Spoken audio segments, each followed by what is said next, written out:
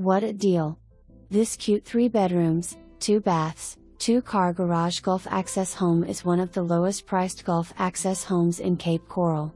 This home features a remodeled kitchen with wood cabinets and granite countertops. New air conditioner was installed in 2018. Vaulted ceiling in the living room area. Tile and laminate flooring throughout the house. Walk-in closet in the master bedroom. Laundry room with a laundry tub.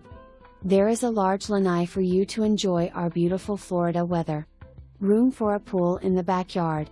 There is a concrete boat dock for you to park your boat, and you are only 2 bridges out to open water. Tenant in place and lease must be honored, perfect for an investor or if you want to secure your home in the Sunshine State, but are not ready to move in yet. Close to City Hall, post office, hospital, restaurants and shopping. City water and AMP, sewer assessments are in and paid. This property is not in a flood zone, so flood insurance is optional. Cash only offers, agency remarks.